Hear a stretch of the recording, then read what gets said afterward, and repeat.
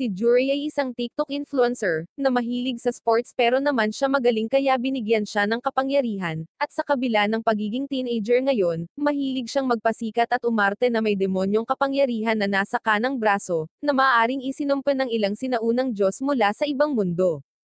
Sa kasamaang palad para sa kanya, bilang isang delusional na lalaki na nag-iisip na siya ay cool kid ngunit ang totoo ay hindi siya nakakagawa ng anumang bagay maliban sa tawaging isang weak at isang talunan.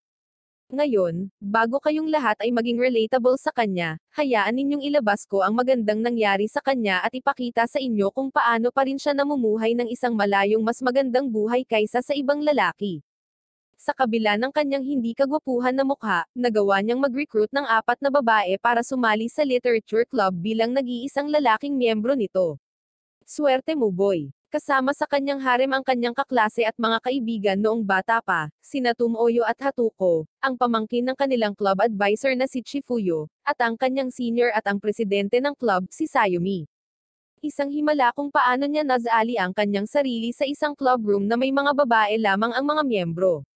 Isang araw, umupo sila sa paligid ng isang mesa at pinag-usapan ang kanyang kawalan ng kakayahan na maging motivational speaker kagaya ni Rendon Labrador, ngunit sa panahon ng isa sa kanyang mga kilos, ang kamay ni Juri ay nagsimulang lumiwanag na parang bombilya, at iyon ang araw na ang lahat ng kanilang buhay ay nagbago. Pagkatapos, ang lahat ng iba pang miyembro ng club ay nakakuha din ng ilang uri ng superpower, at pagkalipas ng 6 na buwan, naging pamantayan na para sa mga miyembro ng club na ipakita ang kanilang mga superpower araw-araw sa pamamagitan ng pang-aapi kay Juri, sa tuwing sinusubukan niyang kumilos na parang si Rendon Labrador.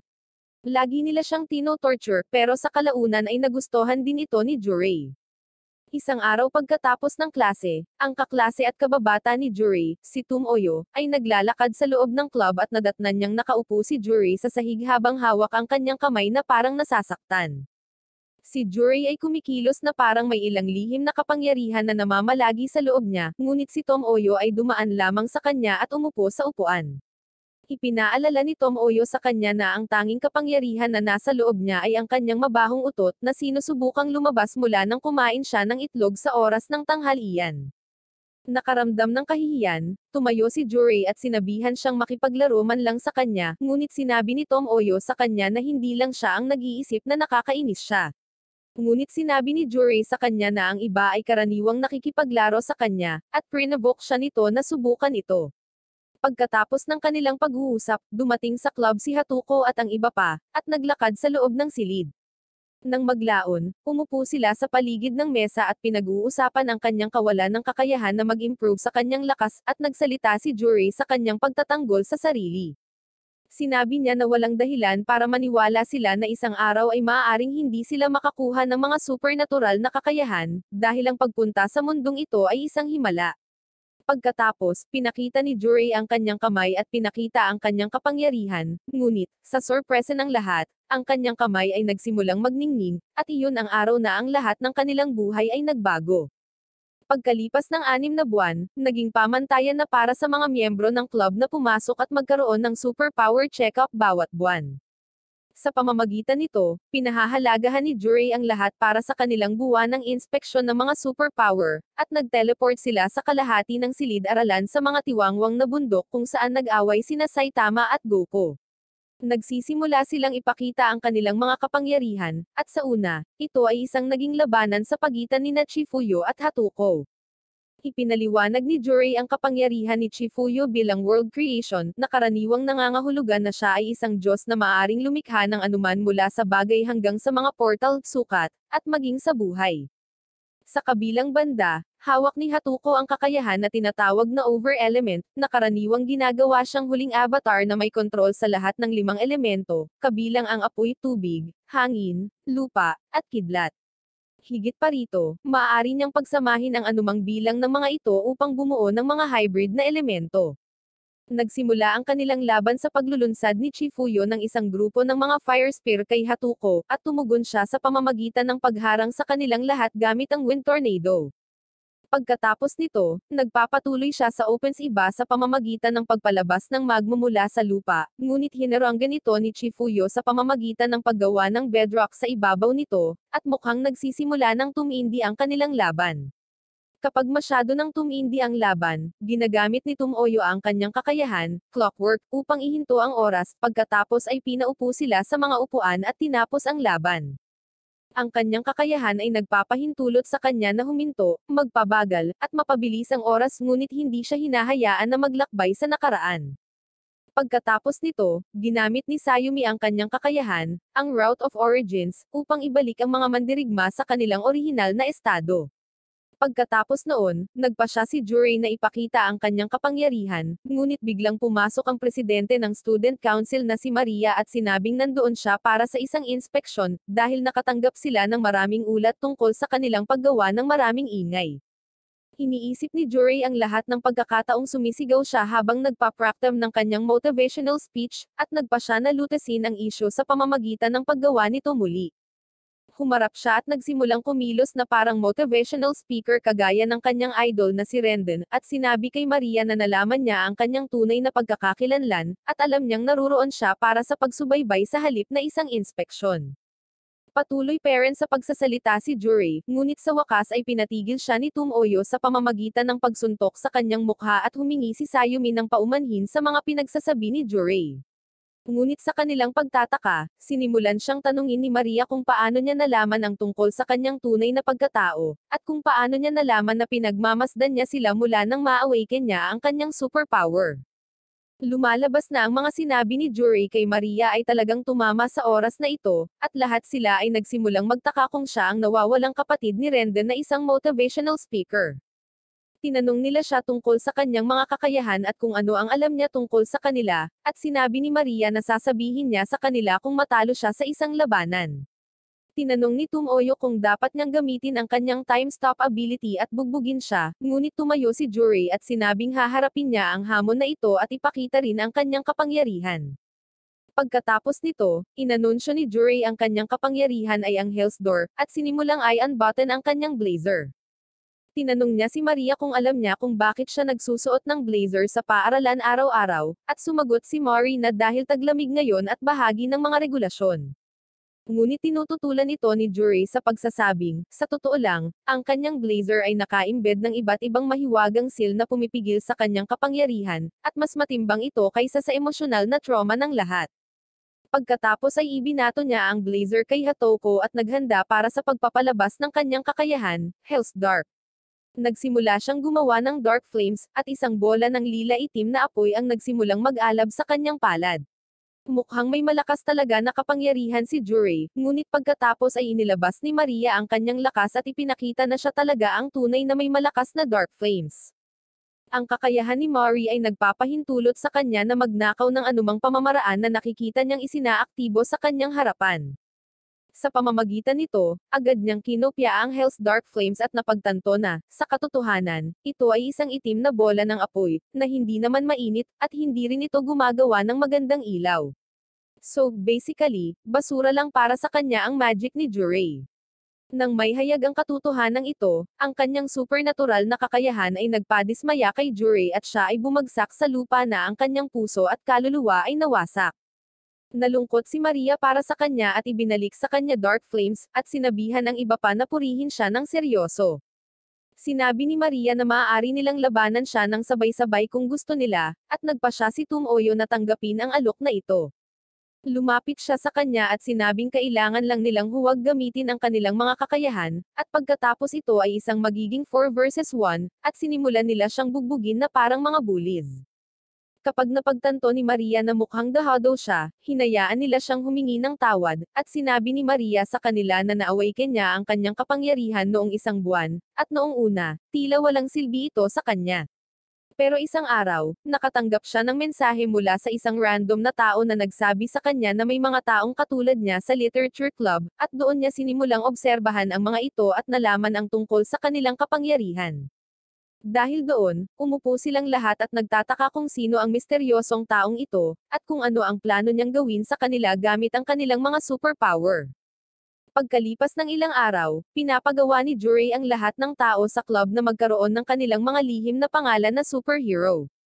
Ipinakita nilang lahat ang kanilang superhero names at pinangalanan ni Hatuko ang kanyang sarili na Red Hatuko, at ang kanyang mga nakareserbang pangalan ay Blue Hatuko, Green Hatuko, at iba pa.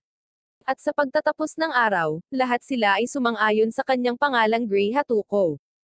Sumunod, si Chifuyo ay gumawa ng isang pangalan, Apple Pie, na sinundan ng isang serye ng mga pangalan na nagpapahiwatig kung paano lumabas ang kanyang ama upang kumuha ng gatas, at hindi na bumalik.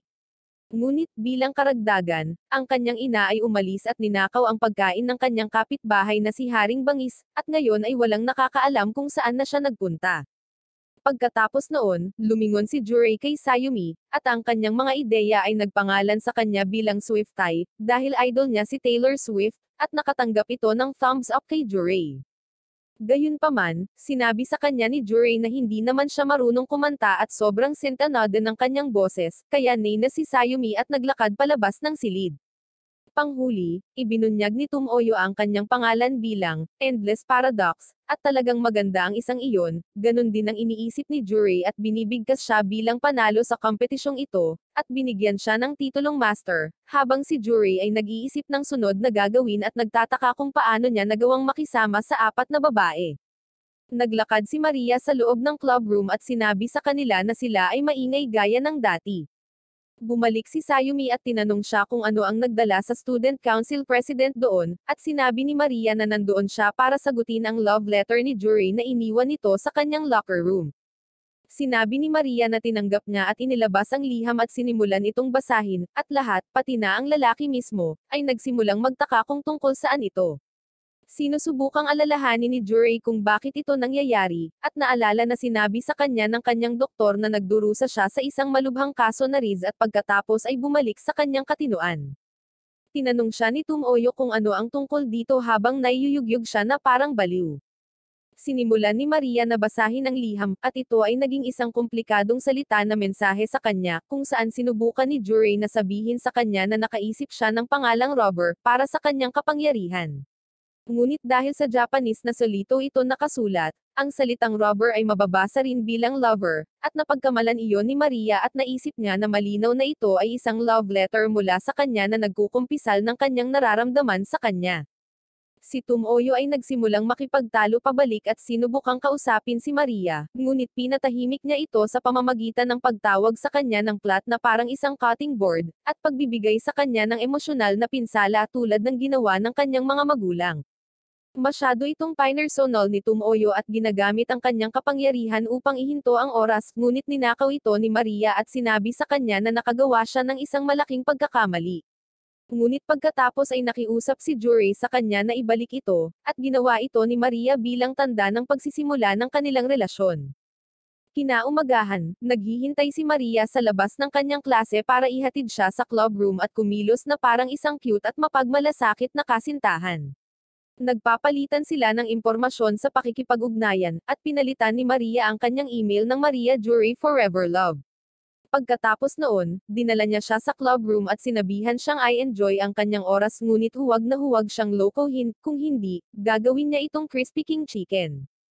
Sa pamamagitan nito, pumasok si Jurei sa silid at natagpuan ang lahat na sinusubukang huwag pansinin siya.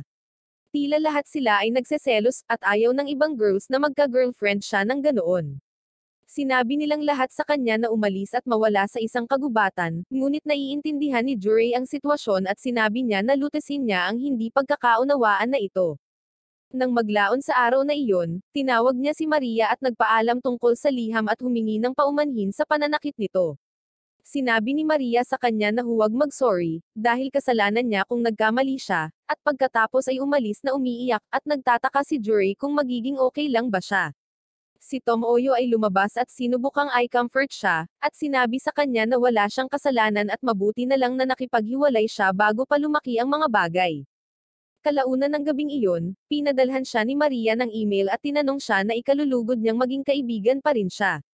Kinaumagahan, si Jurei ay tinawag ni Shihara, na kanilang English teacher at advisor ng kanilang club. Tinanong niya siya tungkol sa ilan sa mga pagsasalin na ginawa niya sa kanyang pagsusulit, ngunit pagkatapos ay hinahayaan siya dahil nakakuha naman ito ng 92 na score. Pagkatapos, pumasok ang middle school friend ni Jurei at ngayoy karibal na si Shizuo. Kasing ugali pala siya ni Jurei, pero mas gwapo siya at mahilig din sa mga laro niya. Hinihingi niya sa guro ang kanyang Nintendo na kinuha nito sa kanya sa klase at tinawag niya itong magandang binibini. Pagkatapos nito, nakipagtalo siya tungkol sa mga anime at pelikula kay Jurei, at pinalabas sila ng guro sa pinto at sinabihan silang umuwi. Nakaupo sila sa hagdanan, at tinanong siya ni Jurei tungkol sa kanyang kasintahan na nagsimula siyang i-date kamakailan, at sinabi ni Shizo na hiniwalayan na siya ito, tulad ng ginawa ng aking jowa. Lumalabas na si Shizo ay gumagawa ng maraming mga panukala at nakipag-date sa maraming mga babae, ngunit lahat sila ay umalis pagkatapos ng isang buwan dahil sa kanyang mapanghusgang ugali. Sa sandaling iyon, bumaba si Sayumi sa hagdanan at pumunta sa club room kasama si Jurei. Oras na para sa mga aktibidad sa paglilibang ng kanilang club, at kaya nagpa siya silang maglaro ng supernatural na hardball tennis. Gumawa si Chifuyo ng court at ilang gamit sa paglalaro para sa kanila, at nagsimula silang maglaro ng one-on-one kasama si Jurei laban kay Tumoyo at si Hatoko na nagsiserve laban kay Sayumi. Pagkatapos ng ilang supernatural na serve at tira, nagawa ni Jurei na manalo laban kay Tumoyo, ngunit pagkatapos ay naglaro siya laban kay Hatoko at halos masunog ang kanyang ulo sa isa sa kanyang nag-aapoy na tennis shot. Nang maglaon, umupo silang lahat sa club room, at sinabi ni Jurei na sa pagitan ng buhay at kamatayan, nakagawa siya ng isa pang astag na pangalan at kinuha ang kanyang notebook para isulat ito. Tinatawag na Bloody Book, ang libro, ngunit dahil sa pangungulit sa kanya ni Sayumi, nasulat ni Jurei ang Bloody Viber, dito, na siyang pangalan ng stationery shop at fashion brand kung saan niya nakuha ang libro. Lahat sila ay tinutukso at pinagtatawanan ang kanyang pagkakamali, at ipinaparamdam sa kanya ang kanyang nagawang pagkakamali. Kapag natapos na sila sa kanilang mga aktibidad sa club, nagpa siya silang magkaraoke ng magkasama. Habang nasa daan, nag-isip si Jurei ng ilang astag na pangalan at nagpas siyang isulat ito ngunit napansin niyang nawawala ang kanyang notebook. Nagsimulang magpanik si Jurei at sinabihan silang lahat na magpatuloy nang wala siya, at babalik siya at hahanapin ang kanyang notebook. Pagkatapos nito, nagmamadali siyang bumalik sa paaralan at sa loob ng silid ng club, at doon niya nakita ang isang binata na may puting buhok na nakatayo sa gitna, nagbabasa ng kanyang kwaderno. Sa tabing ilog, naglalakad ang mga babae at pinag-uusapan kung paano napakawalang isip ni Jurei, habang iniisip ni Tumoyo na ang salitang hinahanap nila ay mindless. Sa paksa ng mga palayaw, sinabi sa kanila ni Hatuko ang tungkol sa isang oras sa kanyang middle school nang ang mga bata ay tinatawag siyang babaeng loser, at talagang kinasusuklaman niya ito. Ngunit isang araw, naisip ni Jurei ang pangalang Fire Phoenix para sa kanya, at nagpa siya ang lahat na simulan siyang tawagin ito, at wala nang tumawag sa kanya ng masamang palayaw kailanman. Sinabi ni Hatuko na alam niyang hindi ito ginawa ni Jurei para iligtas siya, ngunit iyon, sa kanyang sarili, ay isa sa kanyang magagandang katangian kung paano siya maaasahan at maging mabait nang hindi nalalaman. Susunod, sinabi ni Sayumi na nang makuha niya ang kanyang kapangyarihan, nagsimula siyang mag-isip kung maaari niyang buhayin ang mga patay.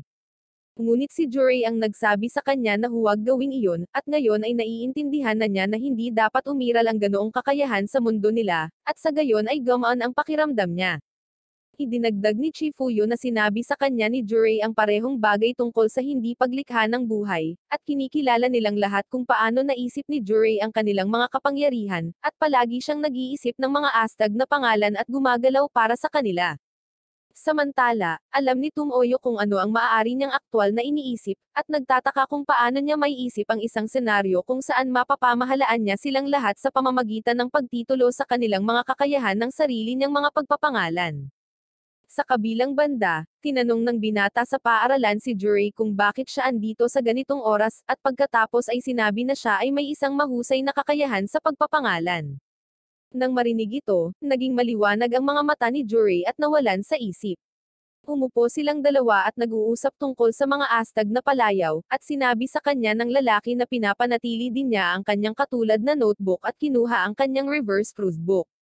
Dahil doon, pareho silang pumunta sa isang family restaurant at pinag-uusapan ang tungkol sa mga astag na mga palayaw, at mga pilosopiya sa buhay bilang mga batikang mga TikTok influencer.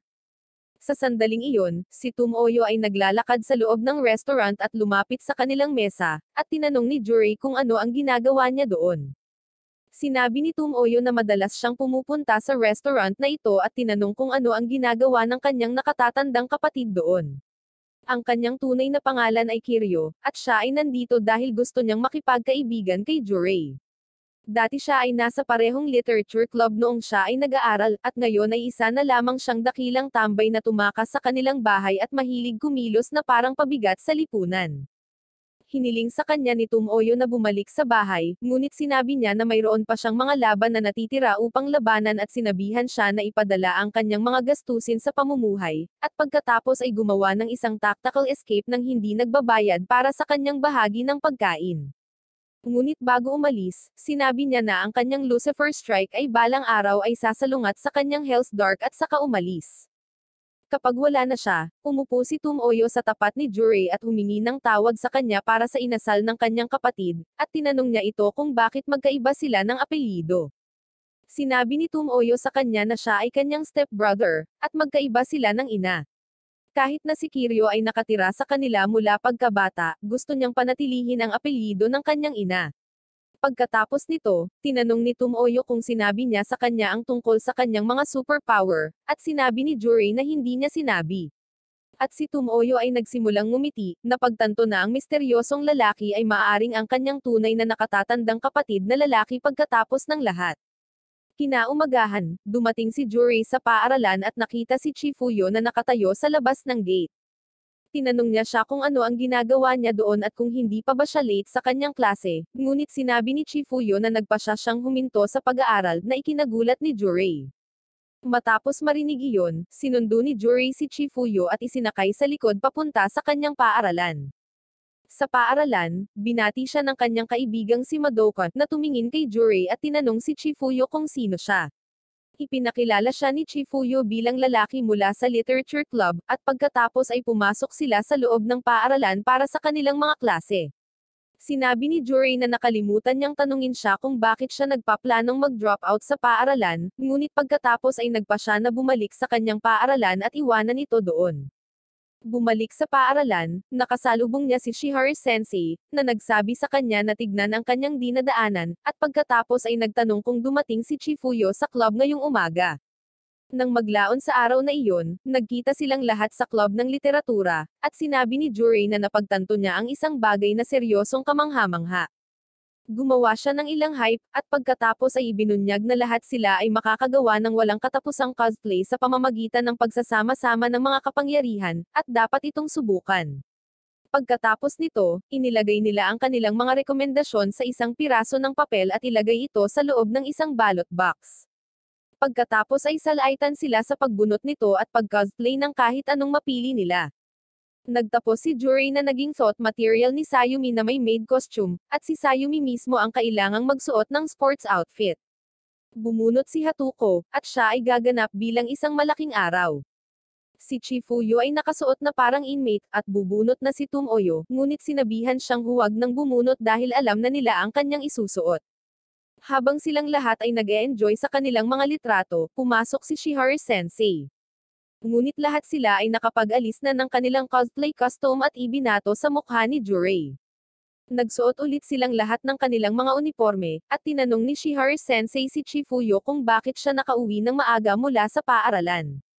Lumalabas na masama ang pakiramdam niya sa pagsasabing sumasakit ang kanyang tiyan, at pagkatapos ay sa halip na bumalik sa kanyang klase, pumunta siya sa club ng literatura.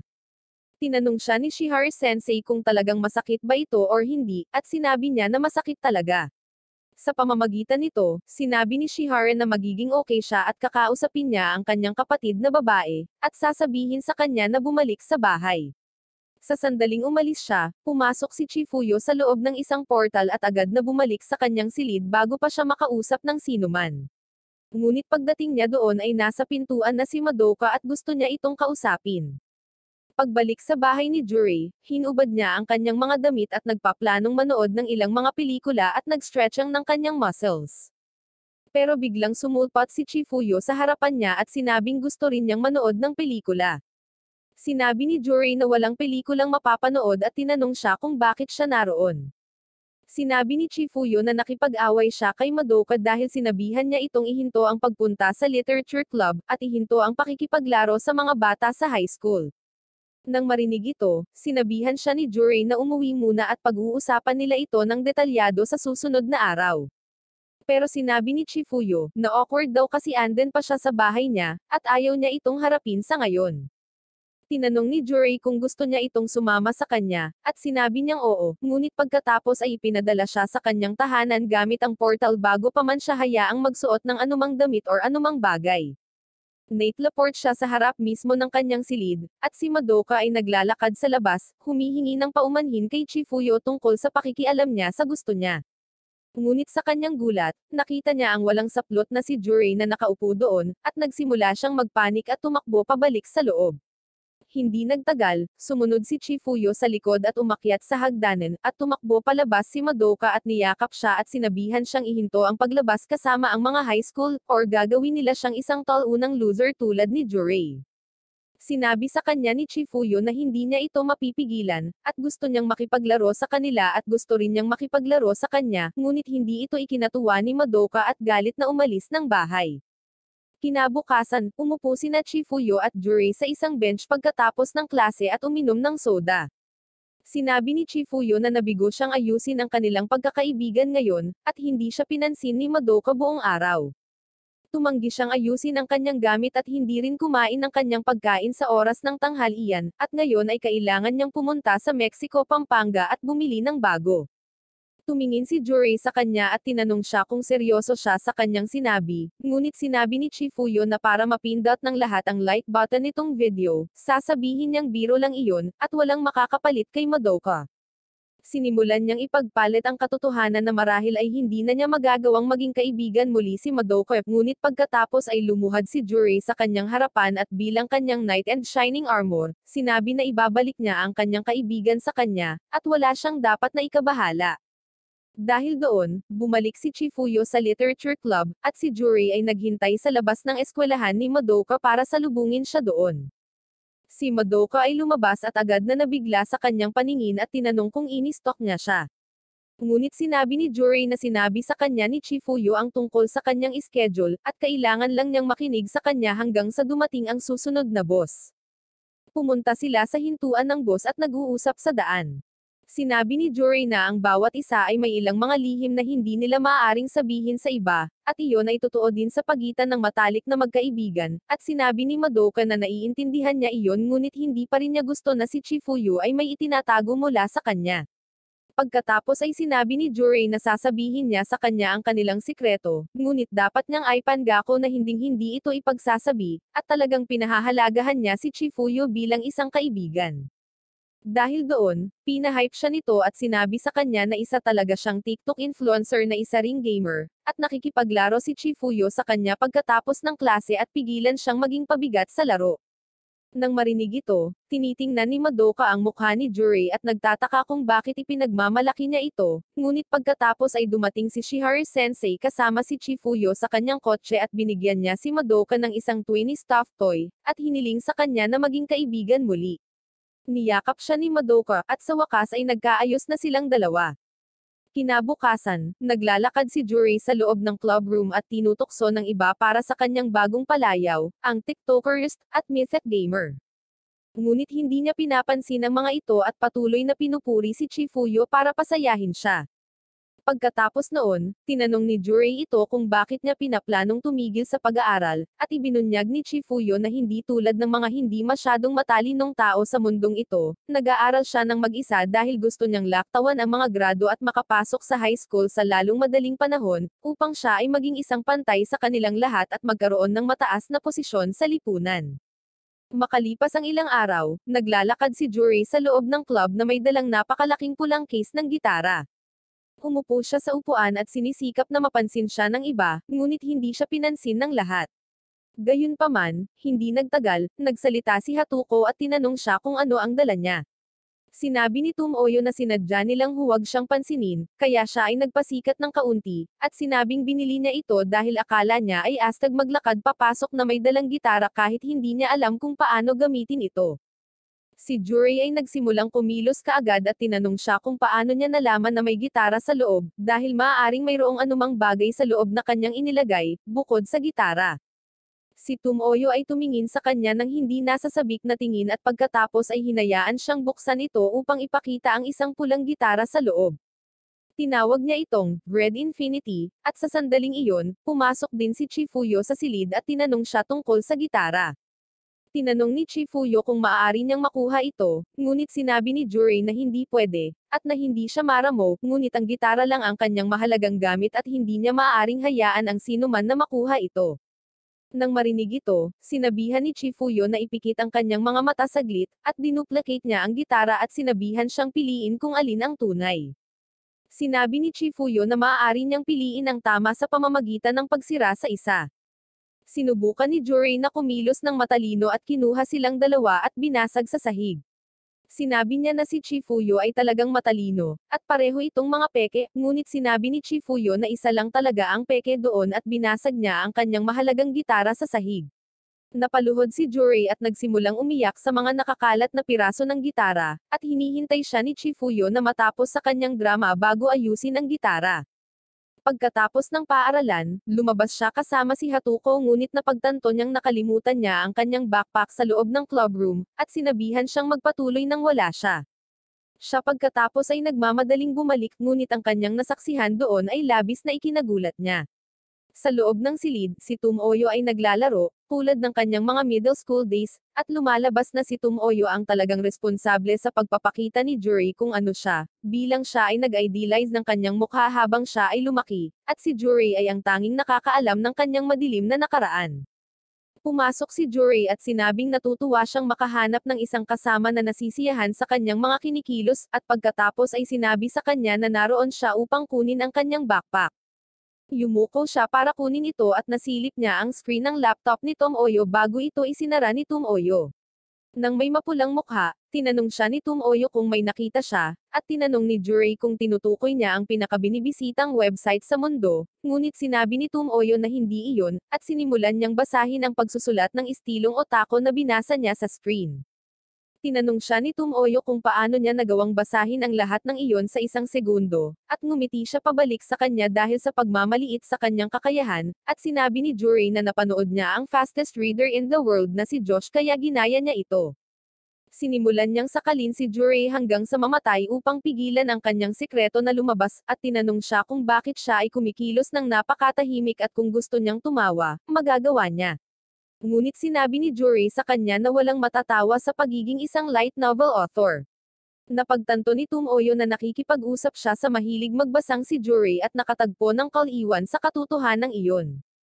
Pinag-uusapan nila ang tungkol sa kanilang mga pangarap at libangan, at sinabi ni Tum Oyo na nabigo siya sa huling dalawang kompetisyon na sinalihan, at kahit na mayroon siyang napakalakas na kapangyarihang kontrolin ang oras, hindi man lang siya makasulat ng isang disenteng light novel, at ang kanyang kapangyarihan ay hindi din maayos ang kalagayan ng kanyang pamilya. Tinanong siya ni Jurei kung mas gusto niya ang mga kapangyarihang iyon sa halip na kontrolin ang oras. Pagkatapos ay tumayo si Jurei at nagsimulang mag-enchant ng ilang spells, at pinakawalan ang kanyang kapangyarihan upang lumikha ng dark fire flames. Sinabi ni Jurei sa kanya na mukhang cool ito, at sa pagtatapos ng araw, iyon lang ang mahalaga, at hindi nila dapat i-dehumanize ang kanilang sarili or labis na pasanin ang kanilang sarili sa mga hindi kinakailangang pamantayan. Nang marinig ito, muling nakaramdam ng saya at kumpiyansa si Tum Oyo at tinanong siya kung bakit siya nagiging walang isip sa lahat ng oras, kapag maaari naman siyang maging seryoso sa mga oras na tulad nito. Sinabi ni Jurei na seryoso naman siya palagi pero may mga pagkakataon na masarap maging isip bata. Samantala, si Hatoko ay naghihintay sa kanya sa lahat ng oras na ito at sa wakas ay sumuko at naglakad pauwi ng mag-isa. Kinabukasan, si Tum Oyo ay hindi mabitawan ang kanyang telepono tulad ng maraming millennial at nakakaramdam ng pagkasabik sa isang bagay. Sa oras ng tanghalian, tinanong siya ni Jurei tungkol dito, at ibinunyag niya na nalampasan niya ang unang round ng isa sa mga light novel competition na kanyang inaplayan, at sinabi ni Jurei na dapat nila itong ipagdiwang. Sinabi ni Tum Oyo sa kanya na hindi pa niya sinabi sa iba sa kanilang grupo, ngunit sinabi niya na maaari pa rin niya itong ilibre at hilingin sa kanya na pangalanan ang anumang gusto niyang kainin. Humihingi ng espesyal na cake si Tum Oyo na ibinebenta tuwing tanghalian sa isang kafe, at nagpasya silang kumain ito sa katapusan ng linggo. Dumating ang araw, at nagsimulang mag-alala ni Tum Oyo kung ano ang isusuot ngunit kalaunan ay hinayaan ang sarili na kumalma dahil si Jurei lang ang kanyang makakasama, at ayaw niyang magmukhang masyadong desperada.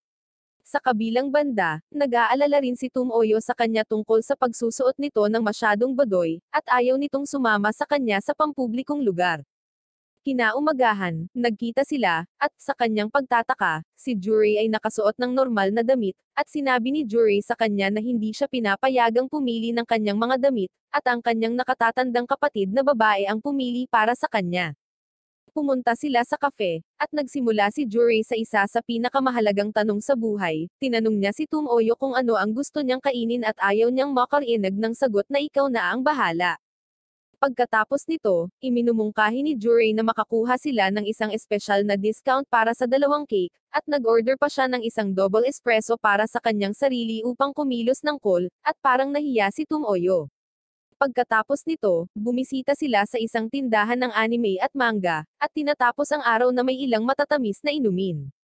Sinabi ni Juray na natuwa siya at umaasa na nasiyahan din siya sa kanyang pakikitungo, at pagkatapos ay naglakad silang dalawa pauwi. Nang biglang may nakapansin sa kanila, nagkataon na dumaan si Hatuko at nakita niyang magkasama silang dalawa. Nagulat si Hatuko dito at pagkatapos ay dumiretso na tayo sa birthday ni Juray. Lahat ng tao sa literature club ay inilihim ito sa kanya at lumikha ng isang laro sa kanilang sarili bilang mga karakter at Juray bilang bayani. Gustong-gusto niya ito, at binabati nila siya ng maligayang kaarawan, na nagpapaluha kay Juray. Kinabukasan, umabsent si Sayumi sa paaralan, at lahat sila ay nagtataka kung masyado ba siyang nagsusumikap sa laro at siya ay may sakit.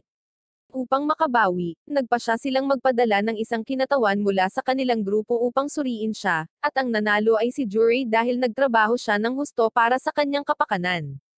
Kinalaunan sa araw na iyon, naglakad siya papunta sa bahay niya, at sa isang malaking mansyon pala nakatira si Sayumi na halata naman dahil sa kanyang magandang mukha at ngayon ay malinaw na siya ay rich kid. Pinindot ni Juray ang doorbell, at si Sayumi mismo ang bumukas ng pinto, na nakasuot ng eyeglasses at talaga namang napakaganda. Pumasok siya, at inihain siya nito ng tsaa, at pinag-uusapan nila ang kanyang kalusugan. Napansin ni Juray kung gaano siya kaganda sa salamin, at ang kanyang casual na suot ay mukhang cute din, na nagpa-blush sa kanya. Sa sandaling iyon, pumasok ang nakababatang kapatid na babae ni Sayumi na si Mia at binati ang kanyang kapatid dahil sa wakas ay nakakuha siya ng isang lalaki para sa kanyang sarili. Pinatahimik siya ni Sayumi at humingi ng paumanhin para sa kanyang pag-uugali, ngunit pagkatapos ay dinala niya ang kanyang graduation album sa middle school, at pareho silang nagsimulang tumingin sa kanyang mga lumang larawan. Sinabi ni Sayumi sa kanya kung paano sinabi sa kanya ng kanyang yumaong lola na maging isang maayos na babae, at iyon ang dahilan kung bakit palagi niyang sinisikap na maging maayos at perpekto. Habang tinitingnan ng mga larawan, napansin ni Juray na siya ang presidente ng student council, at tinanong siya kung bakit hindi siya pumasok sa parehong posisyon sa high school. Ngunit biglang tumingin sa ibaba si Sayumi at sinabihan siyang umalis dahil inaantok siya dahil sa gamot. Nagtataka si Juray kung may nasabi ba itong ikagagalit nito at saka tahimik na umalis. Kinabukasan, hindi pumupunta si Sayumi sa club room pagkatapos ng mga klase, at nagsimulang mag-alala si Juray tungkol sa kanya. Tinawag niya ang kanyang nakababatang kapatid na babae at tinanong siya tungkol kay Sayumi, at siya ay tila galit kahapon pagkatapos niyang umalis at sinabi sa kanya na naramdaman niya ito pagkatapos niyang banggitin ang posisyon ng student council president. Ibinunyag ni Mia na sa middle school siya ang perpektong presidente, ngunit dahil doon, nakikipagtalo siya sa iba pang miyembro ng konseho, at ito ay naging dahilan upang ikabagsak niya ito, kaya naman nagpasya siyang lumikha ng perpektong student council sa high school. Nang marinig ito, nagtataka si Juray kung bakit hindi siya naging presidente at pumunta siya kay Maria at tinanong siya tungkol dito. Sinabi ni Maria na matagal na rin siyang nag-iisip tungkol dito, ngunit maaaring dahil ito sa kanyang kapangyarihan at pakikipag-ugnayan niya sa mga miyembro ng literature club. Marahil ay mas inuuna niya ang kanyang relasyon sa kanila kaysa sa pagiging president ng student council.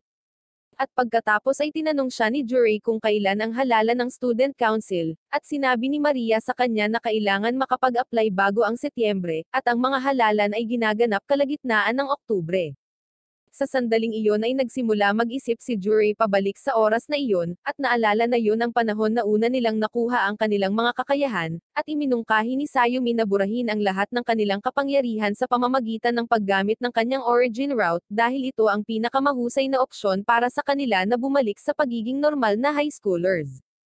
Tumayo si Jurei at nagsalita laban sa ideya at hinahamon siya na makipaglaban upang magpasya kung ano ang kanilang gagawin, at nagkaharap sila sa likod ng paaralan na pinapayagan ang paggamit ng kanilang mga kakayahan. Sa panahon ng kanilang laban, nagsimula si Jurei sa pamamagitan ng pag-enchant ng kanyang spell para i-activate ang kanyang kakayahan, ngunit hindi hinintay ni Sayumi na matapos siya tulad ng lahat ng ibang mga kalaban, na hinayaan ang kanilang mga kaaway na mag-power up ng ilang oras. Patuloy niyang binubugbog siya at pinapa-recover sa kanyang mga kakayahan, at sa bawat oras na humihinto siya sa pagitan ng kanyang pag-enchant ng spell.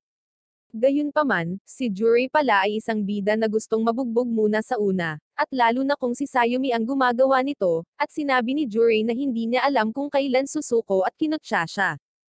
Pagkatapos ay hiniling ni Jurei sa kanya na hayaan siyang tapusin ang kanyang pag-enchant, at kalaunan ay pinakawalan ang kanyang kakayahang Hell's Dark Flames para magsagawa ng itim na apoy, at mas pinalakas pa nito ni Jurei ngunit kinutya lang siya ni Sayumi.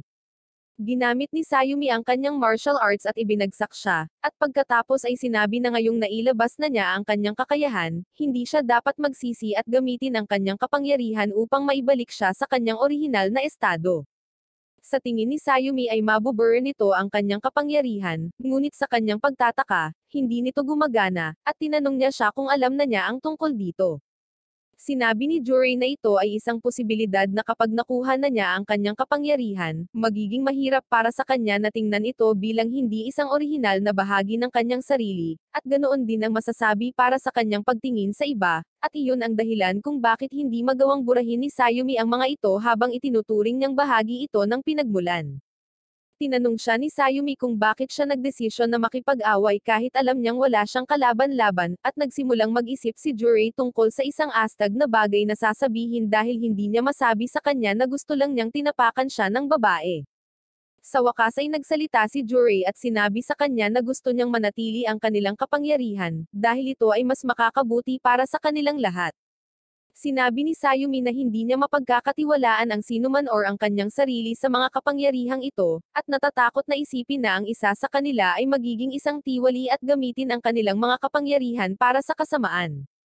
Lumapit si Jurei sa kanya at sinabi sa kanya na hindi ito dapat nakakatakot, at sinabing bibigyan niya siya ng paraan para magamit ito ng tama at maayos, at ito ay nagbibigay kay Sayumi ng pag-asa. Alam na kasama nila si Jurei na marahil ang pinaka nakakaalam tungkol sa mapaminsalang potensyal ng kanilang mga kapangyarihan. Bumalik sa kasalukuyan, si Jurei ay nagpunta sa bahay ni Sayumi upang humingi ng tawad sa kanya, habang iniisip niyang hindi siya sumali sa student council dahil sa kanya at sa kanilang away noon. Sinabi ni Sayumi na mag-usap sila, at umupo sila sa isang bench at pinag-usapan ang bagay na ito. Sinabi ni Jurei sa kanya ang lahat at tinanong kung siya ay galit, at sinabi ni Sayumi na siya ay hindi galit at na ito ay isang hindi pagkakaunawaan lamang, at siya ay talagang inaantok dahil sa gamot noong isang araw, at iyon ang dahilan kung bakit sinabi niya sa kanya na umalis. Diretso siyang natulog pagkatapos, at ngayon ay hindi siya makakapunta sa club room dahil kailangan niyang umalis para kunin ang bago niyang salamin. Pagkatapos ay ipinakita rin ni Sayumi sa kanya ang resibo mula sa tindahan at sinabing hindi siya kailanman magagalit sa kanya dahil alam niyang ginawa niya ang lahat ng iyon para sa kanyang kapakanan, at binigyan din siya nito ng pag-asa. Sinabi ni Sayumi na hindi siya sumali sa student council dahil ginawa niya ito sa middle school para sa isang tao, at sa high school, gagawin niya ito para sa isang makasariling dahilan. Sa isip niya, hindi ganoon dapat, kaya hindi na siya naging presidente. Inulit ni Jurei ang mga salita ng kanyang lola na dapat ang isang babae ay maayos, at pagkatapos ay sinabi niya na who cares kung sila ay hindi maayos dahil walang sino man ang perpekto, at siya ay maganda na kung sino or ano man siya ngayon. Nang marinig ito, ibinunyag ni Sayumi na may higit pa sa mga salita ng kanyang lola, at naging ganito, maging isang maayos na babae, pagkatapos ay tiyak na makakahanap ng isang tao na magsasabi na okay lang na hindi maging maayos. Sinabi ni Sayumi na hindi niya ine-expect na siya ang magsasabi ng mga salitang iyon sa kanya, at talagang naiintindihan niya ang kahulugan sa likod ng mga salitang ito. Sa lahat ng hindi pagkakaunawaan, bumalik sa normal ang lahat, at sa paglaon ng araw na iyon, nakita namin na may nararamdaman din si Sayumi para kay Jurei. Pagkatapos ng ilang araw, nagising si Hatuko sa kanyang kama, at naalala ang kanyang alala nung bata kasama si Jurei sa pinakamaraming oras na kasama niya sa grupo. Laging nasa tabi niya si Jurei at nagmamalasakit, pero sa kasamaang palad para kay Jurei, isa lang siyang simpleng kaibigan. Gustong-gusto niyang makasama si Jurei at sobrang saya tuwing kasama siya. Pero pagkatapos hindi maintindihan ni Jurei kung ano ang kagandahan tungkol sa pagpapanggap na may masakit na kanang braso, at pagsusulat ng mga salita sa isang paraan at pagbabasa ng mga ito sa isa pa tulad ng isang psychopath. Matapos makita si Jurei na gumugugol ng mas maraming oras kasama si Tung Oyo, nagsimula siyang magselos, at ang kanyang kawalan ng kakayahan na maunawaan siya sa kabila ng pagkakakilala sa kanya ng pinakamatagal ay umuubos sa kanyang pasensya.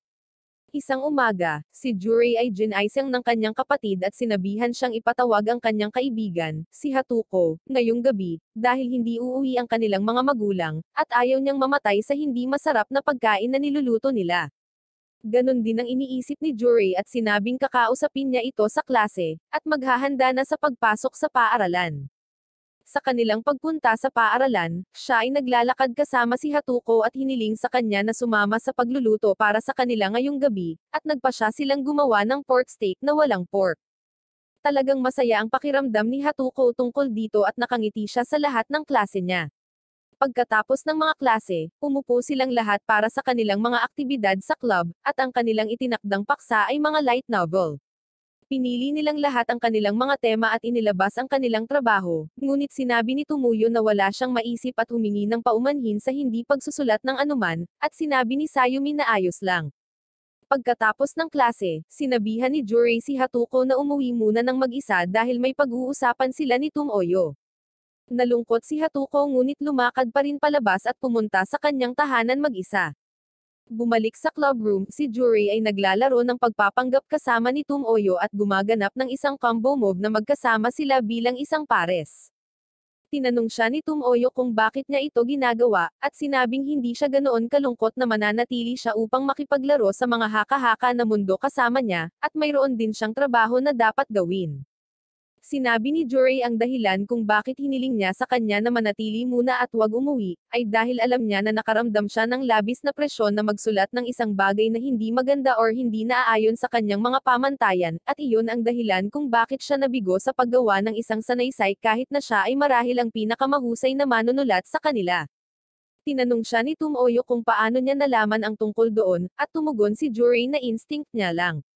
Tinutulungan niya itong palakasin ang kanyang kumpiyansa at tinanong kung ano ang bumabagabag sa kanya, at ipinakita sa kanya ni Tumuyo ang kanyang bagong light novel, at na nahihirapan siyang magkaroon ng magagandang pangalan para sa mga pangunahing tauhan. Pagkatapos nito, umuwi na si Jurei, at pinaalam sa kanya ni Hatuko na may niluluto ng ulam. Tinanong niya ito kung ba't ang tagal niyang umuwi at biglang nakatanggap si Jurei ng mensahe sa kanyang telepono. Tinanong ni Hatuko kung si Tumuyo ang nag-message at kung ano ang kanilang pinag-uusapan, at sinabi ni Jurei na hindi niya maintindihan at sinabi na ito ay hindi isang espesyal na bagay. Parang nainis si Hatuko, at inalala ang kanyang mga alaala noong bata pa sila. Noong nakaraan, bago na-awaken ni Jurei ang kanyang Conquer or Series at nangongolekta ng mga babae para sa kanyang club tulad ng isang Pokemon trainer, mayroon lang siyang Hatuko noon. Palagi natatakot noon si Hatuko at nahihirapang unawain ang mga bagay-bagay, ngunit ang isang taong laging nandyan para sa kanya ay si Jurei. Naging mabuting kaibigan siya nito at palaging nasa tabi niya. Ngunit sa paglipas ng panahon, naging masakit na tanggapin para sa kanya na hindi sila bagay. Si Jurei ay naging isang motivational speaker, at siya naman ay isang TikTok influencer. Sa kabila ng lahat ng iyon, palaging pinapakita ni Hatuko ang kanyang ngiti at sinubukan ang kanyang makakaya upang mahanap ang kaligayahan sa kanyang buhay. Pero ngayong sinabi ni Jurei na hindi niya siya maiintindihan, sobrang nasasaktan siya. Sa lahat ng nangyayari sa kanila ngayon ni Tumuyo, siya ay sumambulat sa kanya at nagsimulang umiyak. Sinabi ni Hatuko sa kanya kung paano hindi niya nakuha ang kanyang mga ginagawa, at parang bata na paglalaro, at nais na ipaliwanag niya ang lahat sa kanya sa paraang mauunawaan niya, at pagkatapos ay tumakbo siya palabas. Sinundan siya ni Jurei, ngunit huli na ang lahat, at kalaunan ay naabutan niya si Shizuo, na nagtanong sa kanya kung hinahanap niya si Hatuko habang dinadaanan siya nito kanina na nakatsinelas at naka-apron sa pagluluto. Pinag-uusapan nila ang nangyari, at sinabi sa kanya ni Shizuo na may mga oras talaga na may mga hindi pagkakaintindihan, at sinabi ni Shizuo na sana maayos nila kung ano man ang kanilang naging hindi pagkakaintindihan. Sinimulan siyang hanapin ni Juri pagkatapos nito, ngunit nabigo siyang mahanap at humiga muna siya sa damuhan. Tumawag siya kay Tomoyo at Sayumi para humingi ng tulong at pinalabas din sila para tumulong na hanapin ang kanyang unang kaibigan, at tagapagluto na tumakbo gamit ang kanyang apron sa pagluluto at nag-iwan ng pagkain sa kalan. Lahat sila ay naghahanap sa kanya ng maraming oras ngunit nabigong mahanap siya, at doon sinabi ni Sayumi na marahil ay oras na para gamitin ang pangalawang ebolusyon ng kanyang kapangyarihan, na nagpapaisip sa kanila tungkol dito. Samantala, sa wakas ay huminahon na si Hatuko at sinimulan niyang mapagtanto sa kanyang sarili ang kanyang ginawa, at sa kanyang kawalan ng kakayahan na maunawaan ang kanyang kaibigan. Talagang nalulungkot siya, at doon niya naabutan ang nakatatandang kapatid ni Tomoyo na si Kiryo. Hiniling ni Kiryo sa kanya na umupo kasama niya, at makipag-usap sa kanya tungkol sa mga delusional na gamer tulad ni Jure at kung paano siyang hindi kawalan. Nais nilang maunawaan, ngunit sa parehong oras, nais nilang panatilihin ang isang elemento ng misteryo sa kanilang pagkatao. Sa layuning iyon, ang pagkakaroon ng isang kaibigan na hindi lubos na nauunawaan ang mga ito, ngunit nakikipaglaro pa rin kasama ang kanilang mga make-believe na mga eksena ay isang pangangailangan para sa kanilang pag-iral. Tiniyak niya sa kanya na talagang matalik na kaibigan ang turing sa kanya ni Jure, at dapat niya itong pahalagahan ng husto. Nang marinig ang lahat ng ito, muling nakaramdam ng saya si Hatuko. Ngunit sa sandaling iyon ay nakita namin ang isang grupo ng mga tao na naglalakad patungo sa kanila, at si Kiryo ay tumayo, na nagsasabi na ito ay sapat na oras para sa kanya upang kunin siya, at pagkatapos ay pinatulog siya gamit ang kanyang sariling espesyal na kakayahan. Oras na para sa ilang rewind pabalik sa isang oras nung si Kiryo ay unang bumisita sa literature club room at nakilala si Jure, at tila may mga fairies pala sa mundong ito. Sila ay mga mahiwagang nilalang na gustong makipaglaban sa mga tao para sa kanilang libangan, habang tumataya sila sa mga nanalo at nag-e-enjoy sa kanilang oras. Tinatawag itong Fairy War, at sa ngayon, nagaganap na ang ikatlong Fairy War. Upang gawing kapanapanabik ang mga bagay, ginigising ng mga fairies ang mga kapangyarihan sa mga tao para makapagpakita sila ng isang marangyang palabas, at ganoon din nakuha ni Jure at ng iba ang kanilang kapangyarihan. Alinsunod sa mga alituntunin ng Fairy War, ang mga natalo ay ibabalik sa kanilang normal na estado, at ang lahat ng kanilang mga alaala sa mga kapangyarihan at labanan ay aalisin. Sa libu-libong mga kalahok, ang huling 8 ay gagantimpalaan ng karapatang gawin ang anumang hiling na maibigay sa kanila, at iyon ang dahilan kung bakit silang lahat ay nakikilahok dito. Ito ay karaniwang serye ng kapalaran ngunit walang makabuluhang pagpatay, at inaayos din nila ang bawat laban na nagaganap. Si Kiryo ay kabilang sa isa sa mga kalahok na ito, at bumuo siya ng sarili niyang koponan sa pangalang Fallen Black. Nagsimula ang isang laban ng si Kiryo ay hinamon ng isa sa mga kalahok na ipinadala ng isang grupo na tinatawag na Pharaoh upang talunin siya. Si Kiryo ay nakatayo sa harap niya sa isang nakahiwalay na lugar ng bowling, at bumubuo ng isang bilog sa paligid niya. Sinabi ni Kiryo na sa panahon ng isang labanan ay hindi niya gagamitin ang kanyang mga kakayahan, at hindi gagawa ng isang hakbang sa labas ng bilog upang patunayan kung gaano kalayo ang agwat nila sa mga tuntunin ng kapangyarihan at kasanayan. Ang kanyang kalaban, si Mr. Four Eyes, ay nakaramdam ng talagang insulto, nagsimulang sumugod sa kanya ng buong lakas. Ngunit pagkatapos ay lumakad si Kiryo sa labas ng bilog, at sinuntok ng diretso ang kanyang pangit na mukha, na pinalipad siya ng ilang metro.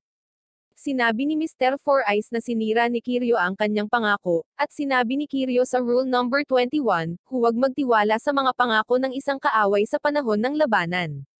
Pagkatapos nito, ginagamit niya ang kanyang espesyal na kakayahan, Abyss Breakdown, upang lumikha ng isang maliit na black hole at sipsipin siya sa loob, na walang iniwan sa kanya.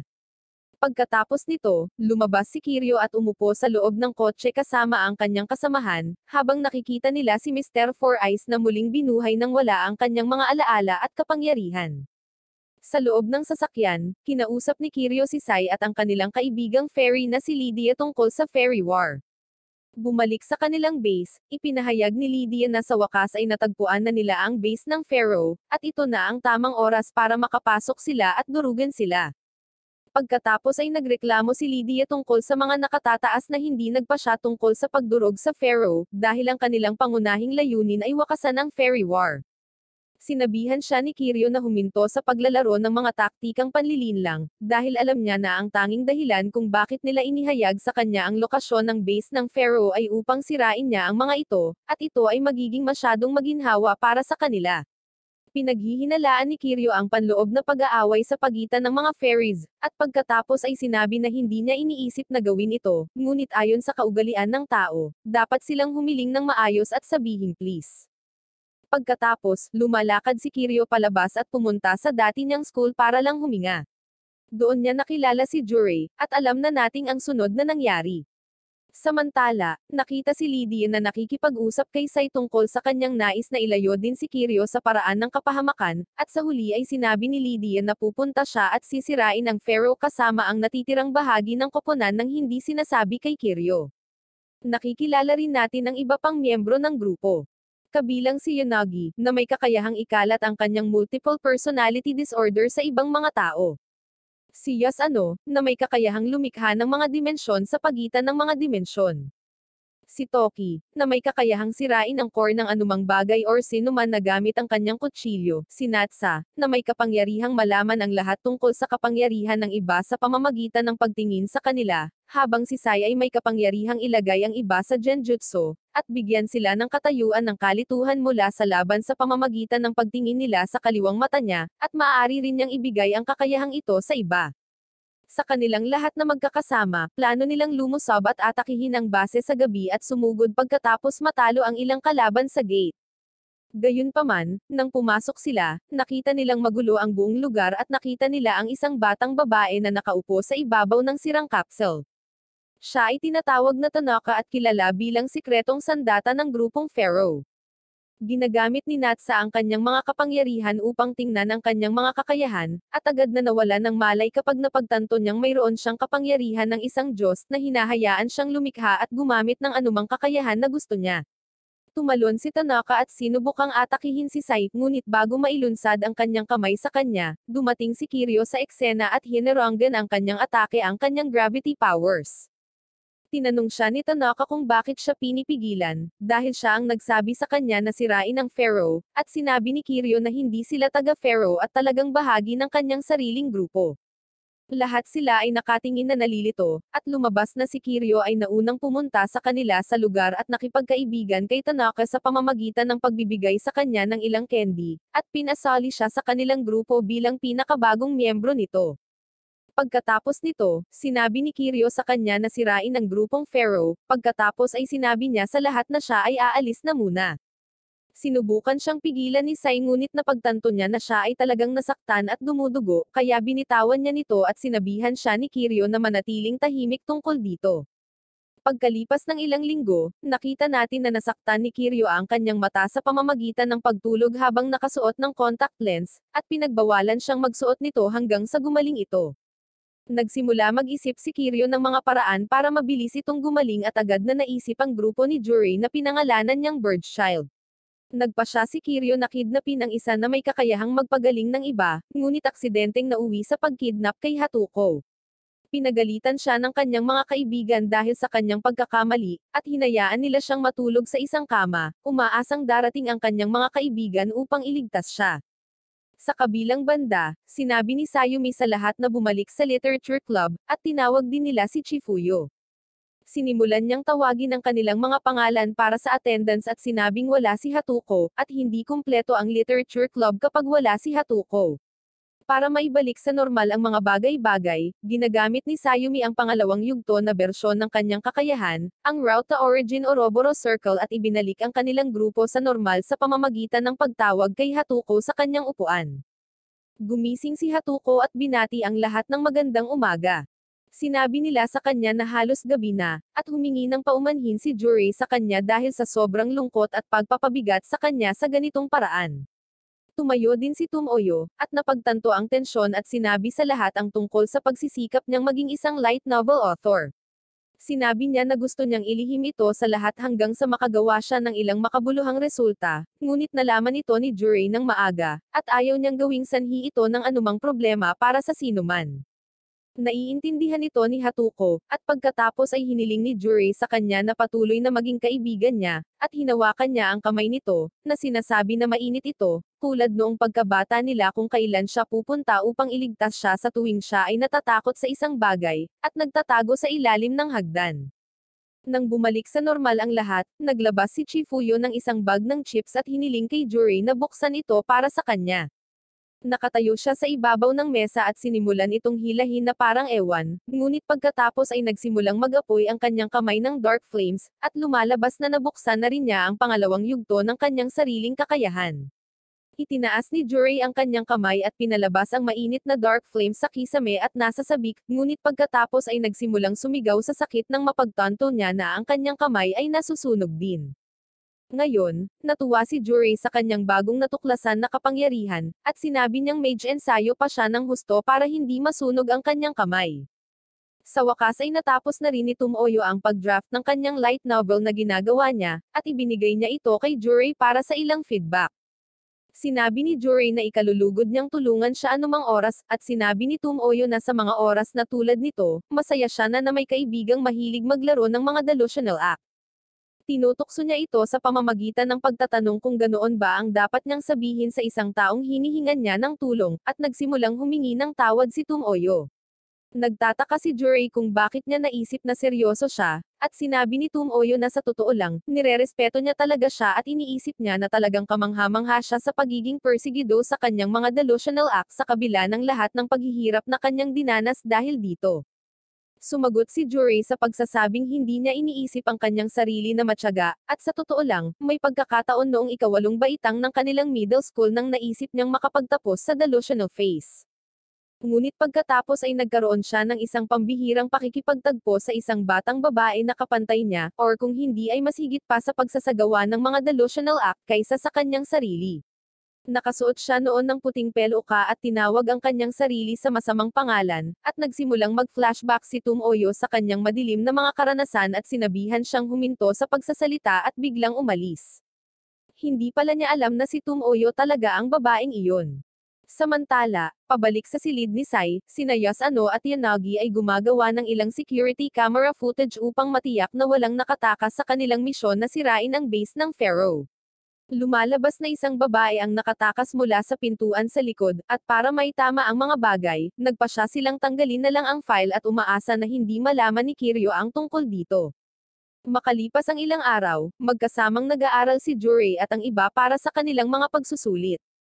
Iniistorbo ni Jurei ang lahat sa kanyang delusional methods para mag-aral, at sinubukan ni Tomoyo na patahimikin siya gamit ang isang naka-roll up na libro, ngunit ginagawa lamang nito ang kanyang pagsasalita na parang perseguido siya sa kanyang method. Sinabihan siya ni Sayumi na huwag ding ma-distract sa panahon ng pag-aaral, at sinabi ni Jurei na mukhang kailangan niyang gamitin muli ang kanyang nagising na kapangyarihan. Ang iba ay nagagalit kaagad sa kanya at sinabi sa kanya na huwag isipin ang tungkol dito, kahit na isang biro, at mangako sa kanya na huwag gamitin ang kanyang kapangyarihan. Nang maglaon, sa oras ng mga aktibidad sa club, tinanong niya si Chufu tungkol sa kanyang mga marka sa paaralan. Sinabi ni Chifuyo na medyo mataas naman at tinanong siya nito tungkol sa kanyang marka sa huling pagsusulit sa matematika. Sinabi ni Chifuyo na nakakuha siya ng 0, at ito ay talagang nag-aalala sa kanya. Pagkatapos ay nag-follow up siya sa pagsasabing nakakuha siya ng 100 bago iyon, at iba ang takbo ng utak niya depende sa nararamdaman niya sa araw na iyon. Pagkatapos noon, tinanong niya siya tungkol sa kanyang mga marka, at sinabi ni Jurei na medyo normal din ang mga ito at marahil ay medyo lampas sa average. Tinanong siya ni Chifuyo kung sino ang mas matalino, siya or si Hatoko, at tinanong siya nito tungkol sa kanyang mga score sa huling midterm. Sinabi ni Hatuko na siya ay nagre-rango sa ika-32, at si Jurei ay ika-38. Nang marinig ito, talagang nagulat at nalungkot si Tomoyo sa parehong oras, alam na mas mataas ang score ni Jurei kaysa sa kanya. Inihayag ni Tomoyo ang kanyang rango na ika-88 na nasa gitna na may kabuuang 198 na mag-aaral sa kanilang taon. Panghuli, tinanong ni Chifuyo si Sayumi tungkol sa kanyang marka, at sinabi niya na siya ay pangalawa, at si Maria ang una, ngunit pareho silang nagpapalit-palit sa bawat isa pang pagsusulit. Sa lahat ng marka sa exam, maliwanag na si Tumoyo ang may pinakamahina na utak sa silid, at nagsimula siyang mag-aral tulad ng isang lahi ng kuneho upang matiyak na hindi siya ang magiging kulelat sa susunod na pagsusulit. Para matulungan siya, nag-aalok si Hatuko na mag-aral kasama niya.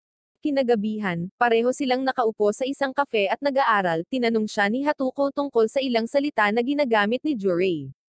Madali niyang ipinaliwanag ang mga salitang laging ginagamit ni Jurei, at namangha si Hatuko sa madaling maunawaan ito ni Tumoyo. Hindi nagtagal, natapos ang kanilang mga pagsusulit, at mas mataas pa rin ang marka ni Jurei kaysa kay Tumoyo. Pagkatapos linisin ang kanilang club room, bumaba si Jurei para ilabas ang basura, at tinulungan din siya ni Chifuyo. Habang nasa baba sila, tinanong niya siya ng isa sa pinakamahalagang tanong sa buhay, prutas ba or gulay ang kamatis? Hindi alam ni Jurei ang isasagot, at na-realize ni Chifuyo na habang siya ay mag-e-enjoy sa summer vacation, malulungkot din siya sa parehong oras dahil hindi niya sila makakasama. Pagkatapos ay inanyayahan siya nito sa swimming pool kapag libre sila sa kanilang bakasyon, na nagpapasaya sa kanya muli. Makalipas ang ilang araw, mukhang may mabigat at mainit na pakiramdam si Chifuyo sa kanyang puso at nakipag-usap tungkol dito kay Madoka. Tinatanong niya kung kailan niya nararamdaman ang ganito, at sinabi ni Chifuyo na nangyayari ito kapag kausap niya si Jurei. Napagtanto ni Madoka na dapat niyang protektahan ang kanyang matalik na kaibigan mula kay Jurei sa anumang paraan. Pagkatapos, naiwan si Sayumi bilang hindi gaanong paboritong babae ni Jurei. Pumunta siya sa banyo at nagtataka tungkol sa pagsusuot ng salamin, bilang sinabi sa kanya ni Jurei na maganda siya sa mga ito. Pagkatapos ay pumasok si Shizuo at sinabing alam niyang mahal niya si Jurei, at bilang isang tagamasid, gusto niyang makipag-ugnay siya kay Jurei para makakuha siya ng magandang kwento mula rito. Sinabi ni Shizuo na alam niya ang mga tipo ni Jurei, at gusto niyang tulungan siya para mapalapit siya sa kanya. Itinapon niya ang kanyang salamin sa basurahan at sinabi sa kanya na ayon sa batas ng anime, ang batang babae na nagsusuot ng salamin ay palaging side character. Kaya kung gusto niya talagang mapalapit ang loob ni Jurei sa kanya, dapat niyang hawakan ang kamay nito at hayaan siyang gawing pangunahing bida. Samantala, nakaupo sina Hatuko at Tumoyo, at tinanong siya ni Hatuko kung maaari nilang pag-usapan ang tungkol sa pag-ibig. Una, tinanong niya siya kung mahal niya ang isang tao, at sinabi ni Tumoyo na wala siyang mahal pero halata sa mukha na parang meron. Pagkatapos nito, ipinahayag ni Hatuko na mahal niya si Jurei, at gusto niyang sabihin iyon sa kanya bilang ang taong higit na nakakakilala sa kanya, dahil siya mismo ang hindi gaanong nakakakilala sa kanya. Tinanong siya ulit ni Hatuko kung mahal niya ang isang tao para tanggapin din niya ang kanyang nararamdaman, or hayaan siyang angkinin si Jurei para sa kanyang sarili minsan at magpakailanman. Samantala, mismong si Jurei ay nasa sabik sa summer vacation at gustong mag-enjoy ng husto. Ngayon ay oras na para sa ilang fan service. Nagsimula na ang summer vacation, at una, nakita natin sina Chifuyo at Madoka. Inimbitahan nila si Jurei sa pool gaya ng ipinangako ni Chifuyo bago magsimula ang kanilang bakasyon. Sa araw na ito, isa lang ang layunin ni Madoka, at iyon ay ang sirain ang imahe ni Jurei sa harap ni Chifuyo, dahil naiintindihan niya kung gaano kalubha ang isang taong na ito. Ang una niyang ideya ay walang nagkakagusto sa mga kuripot na lalaki, kaya pinaplano ni Madoka na ibilan sila ng maraming pagkain hanggang sa magsimulang sumakit ang kanyang pitaka. Ngunit sa kanyang pagtataka, binilhan niya sila ng isang malaking plato ng pagkain, at ang kanilang mga tiyan ay parang mga pakwan bago pa masira ang kanyang budget. Susunod, siya ay dumating sa ideya na walang sino man ang may gusto ng isang talunan, at kaya si Madoka ay nagpasya ng isang prank kay Hugar at gawin itong katawa-tawa, na magpapakita kay Jurei bilang isang talunan. Nadatnan niya si Mr. Muscle na nagre-relax sa tabi ng pool at nagpas siyang lumapit sa kanya, ngunit pagkatapos ay napagtanto niya na talagang nahihiya siya at natatakot sa mga tao, at nagsimulang umiyak nang bumangon ang malaking lalaki at tinanong siya kung maaari niyang ilakad siya sa isang massage therapy center. Sa kabutihang palad para sa kanya, nahanap siya ni Jurei at sinaklolohan siya, na nagpapaganda lamang sa kanya. Sa wakas, nagpasya siyang gawin siya na parang isang unggoy, sa pamamagitan ng paggawa sa kanya na lumahok sa isang kompetisyon ng pagsusulit sa hayop ng mga bata. Lahat sila ay pumili sa likod ng kanilang mga dice, at ang engranding premyo para sa pagsagot sa lahat ng mga tanong ng tama ay isang malaking SUV. Ang pangalawang premyo ay isang whale stuffed toy, at mukhang mas gusto ito ni Chifuyo. Sinimulan nilang sagutin ang mga tanong, at nasagot ni Chifuyo ang lahat ng 7 tanong na sunod-sunod. 3 koponan na lang ang natitira, ang host ay nagsimulang magtanong ng mas mahirap na mga tanong, at nagtanong tungkol sa isang tanong sa pisika para sa numerong 8. Napagtanto ng lahat na hindi sila nagkaroon ng pagkakataong manalo ng premyo, ngunit sa sorpresa ng lahat, inilabas ni Juray ang panulat at sumagot ng tama, salamat sa kanya na alam ang toneladang random na mga katotohanan salamat sa kanyang pagiging web gamer. Madali niyang sinagot ang huling 3 tanong at nanalo ng engranding premyo, ngunit pagkatapos ay pumunta sa whale stuffed toy at sinabing kukunin niya na lang ito at ibibigay kay Chifuyo. Sa kanilang pagbabalik, si Madoka ay nagsimulang mag-isip kung si Juray ay talagang isang disenteng lalaki at iniisip na marahil siya ay nag-aalala ng walang dahilan. Si Chifuyo ay mahimbing na natutulog, at hiniling ni Juray na manatili siyang kaibigan dahil siya at ang lahat ng iba sa literature club ay itinuturing siyang isang kasama, at hindi na nila siya makakasama kapag sila ay nakapagtapos na. Sinabi ni Madoka na hindi niya kailangang itanong iyon sa kanya dahil mananatili itong matalik niyang kaibigan. Pagkalipas ng ilang araw, namimili si Juray ng manga at nakatanggap ng tawag mula kay Sayumi. Tinawag niya siya sa labas ng water park at sinabing hindi siya sinipot ng kanyang kapatid sa huling sandali, at magiging awkward siyang pumasok ng mag-isa dala ang tiket na 2. Sinabi ni Juray na ayos lang na samahan siya at sumama nga siya sa kanya. Dahil doon, naghiwalay sila saglit para magpalit ng mga suot, at nang nasa loob na si Juray, lumabas si Shizo, at nakita namin na ito ang kanyang plano. Sinabi niya kay Sayumi na pumunta at magsuot ng swimsuit na inihanda niya para sa kanya, ngunit hindi gusto ni Sayumi na inuutos-utusan niya lang ito na parang puppet. Pagkatapos magbihis lumabas siya, at sinabihan siya ni Shizo na dapat siyang mag-ingat dahil makikita ito kung nabasa ang suot niya, at pagkatapos ay pinaalis siya nang tinutukan siya ng water gun.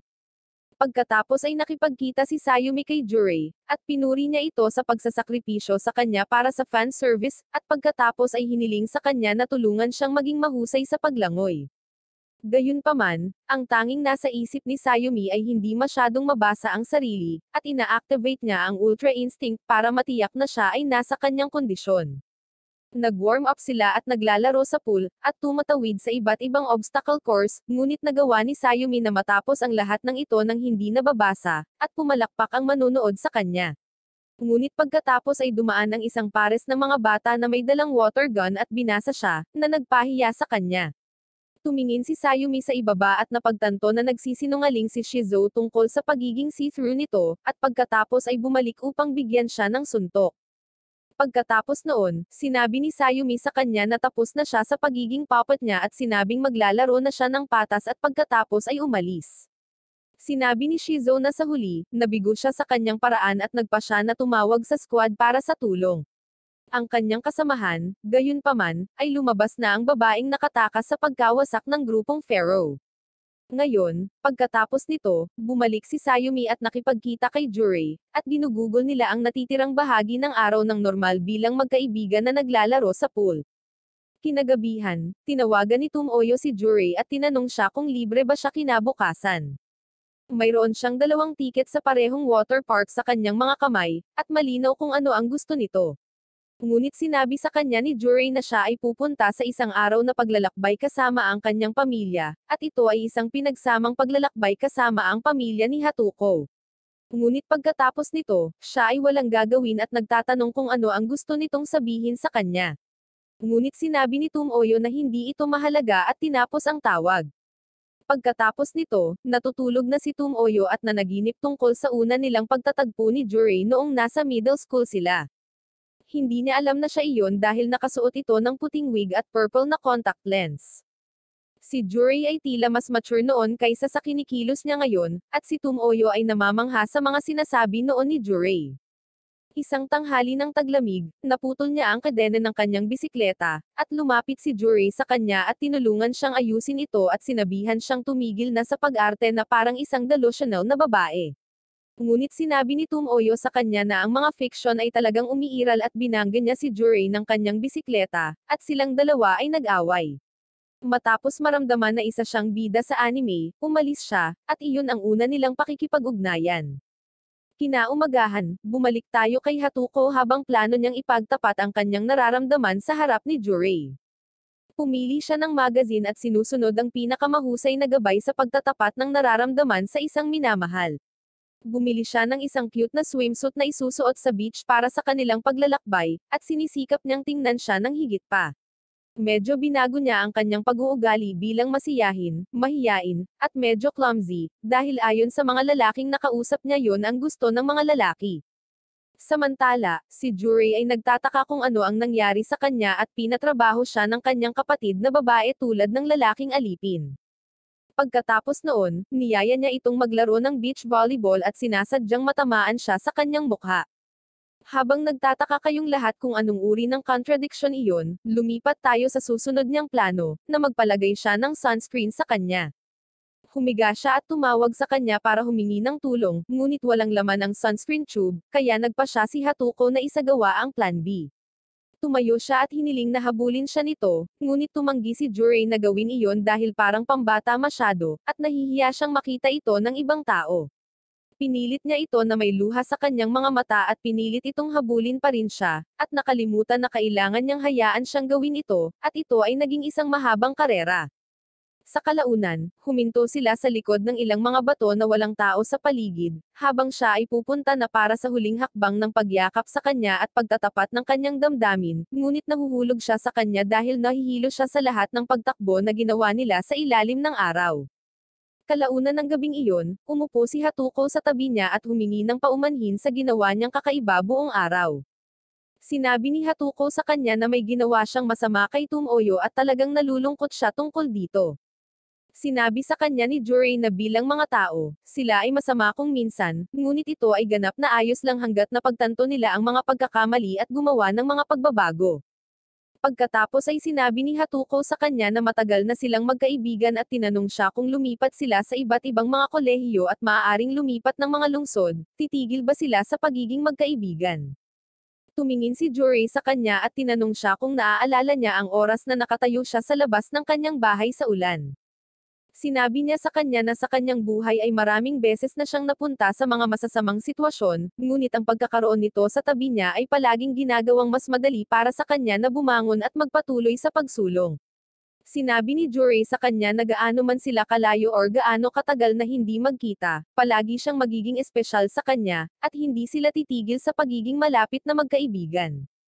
Matapos marinig ito, gumaan ang pakiramdam ni Hatuko. May kaunting pagkakasala tungkol sa hindi niya pagiging manliligaw, ngunit ang pagiging isang espesyal at mahal sa kanya bilang kaibigan ay nagpapasaya na sa kanya. Pagkatapos ay sinabi ni Hatuko na para sa kanya hayaan siyang tawagin siyang Juraikan at wala nang ibang dapat tumawag nito sa kanya. Samantala, nagpa siya si Tumoyo na mag-isa na pumunta sa water park. Nagtataka siya kung gaano kahirap ang mag-isa, ngunit pagkatapos ay napagtanto na ito ay talagang malungkot at may masamang araw sa pangkalahatan. Nabigo siyang makapasok sa ikalawang round sa kompetisyon at talagang nalulungkot siya tungkol dito. Plano niyang sabihin kay Juray ang tungkol dito ngunit nakaramdam din siya ng hindi pagkakaunawaan tungkol sa kanyang damdamin sa kanya, at sa pakikipag-ugnayan niya kay Hatuko. Isang gabi ay nakatanggap siya ng tawag mula kay Juray, at hiniling nitong makipagkita sa kanya sa summer festival. Nakasuot siya ng kimono, at nagpa siya si Juray na bigyan siya ng isang treat. Sinabi ni Tumoyo na siya rin ang nanlibre sa kanya noong huling pagkakataon, kaya sa pagkakataong ito ay magkukumpetensya sila para sa isang shooting game, at ang matatalo ay kailangang magbigay ng regalo. Dinala siya ni Juray sa hamon na ito at naghahanda na ibagsak ang isang item ngunit tuluyang hindi nataman, habang ibinabagsak ni Tumoyo ang lahat ng premyo at siya ang nanalo sa kanilang shooting game. Pagkatapos sumali sa pagdiriwang at sa lahat ng mga stall, dinala niya siya sa ilang liblib na lugar at hiniling na magsimulang magsalita. Tinanong siya ni Tumoyo kung tungkol saan ito, at sinabi ni Juray sa kanya na alam niyang nagagalit siya at sinabi sa kanya ni Hatuko ang tungkol dito, na may ginawa siyang masama sa kanya. Bukod pa riyan, tinawagan siya nito bago ang kanyang paglalakbay at tila malungkot. Matapos marinig ito, napagtanto ni Tumoyo na nagilty si Hatuko tungkol dito at pagkatapos ay sinabi sa kanya na wala siyang dapat ipag-alala, at normal issue lamang ito ng mga babae. Bukod pa riyan, binalita rin ni Tumoyo na bumagsak siya sa kompetisyon, and humingi siya ng pasensya sa pag-disappoint sa kanya. Sinabi ni Juray sa kanya na walang dapat ikahiya at nagpapasalamat siya na nag-ipon siya ng lakas ng loob na sabihin sa kanya ang tungkol dito. Tinanong siya ni Tumoyo kung hindi niya siya kinakahiya, at sinabi ni Jurei na hindi niya gagawin iyon dahil sinubukan niya ng husto ang kanyang makakaya at iginagalang niya iyon, at karapatan niyang madismaya tungkol dito at nandyan siya para i-comfort siya lagi. Nang marinig ito, inilagay ni Tumoyo ang kanyang ulo sa kanyang dibdib at sinabi niyang salamat. Sa sandaling iyon, nagsimula ang mga furry works, at napagtanto nila na sila ay nakatayo sa isang magandang lugar upang tingnan ang mga ito. Habang tinitingnan ng mga paputok, inaalala ni Tumoyo ang lahat ng mga sandali na kasama niya ito, at tinatanggap ang kanyang nararamdaman para sa kanya at sinabing mahal niya ang sandaling ito. Habang nangyayari ang lahat ng masayang vibes na ito, nakatanggap si Jurei ng hindi inaasahang bisita sa kanyang bahay. Ito ay walang iba kundi ang miyembro ng grupong Exta, Naomi. Lumalabas na mayroon siyang kakayahan na kunin ang mga katawan tulad ni Ino mula sa Naruto. Ginagamit niya ang kanyang kapangyarihan at kinuha ang katawan ni Maria, at pagkatapos ay tinawag ang mga miyembro ng literature club sa paaralan para sa isang bagay na urgent, habang nasa summer break pa rin silang lahat. Kinabukasan, lahat sila ay nagkukumpulan sa silid at naghihintay sa kanya nang hindi alam ang susunod na mangyayari. Biglang pumasok si Maria sa kwarto habang hawak ang kamay niya at sinabing wala siyang kontrol dito. Ginagamit ni Hatuko ang kanyang kapangyarihan upang lumikha ng water sphere, ngunit sa sorpresa ng lahat, ginamit ni Maria ang kanyang mga kapangyarihan at ninakaw ang kapangyarihan ni Hatuko. Pagkatapos ay ginamit niya ito upang lumikha ng isang nakamamatay na fire spell at inatake si Hatuko gamit ito, ngunit ginagamit ni Chifuyo ang kanyang kakayahan upang harangan ito gamit ang isang earth wall. Sinabi ni Maria na iyon ang gusto niya, at ginagamit niya ang kanyang kakayahang nakawin din ang kapangyarihan ni Chifuyo, na naging halos makadiyos sa lakas. Pagkatapos, ginamit ni Tumoyo ang kanyang kapangyarihan upang ihinto ang oras matapos basahin ang mga tagubili ni Jurei sa isang papel, habang nakatayo sa likuran niya.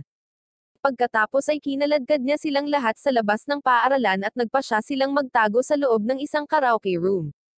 Sinabi ni Hatuko na si Maria ay talagang seryoso tungkol sa pagnanais na tapusin sila, ngunit sa parehong oras, isang kakaibang bagay tungkol sa kanya ang naramdaman nila. Si Jurei ay nagsalita at sinabi na ang kanyang katawan at kakayahan ay pareho, ngunit ang kanyang pagkatao ay tila iba, at may posibilidad na siya ay maaaring minanipule or inaalihan ng isang taong may superpower din.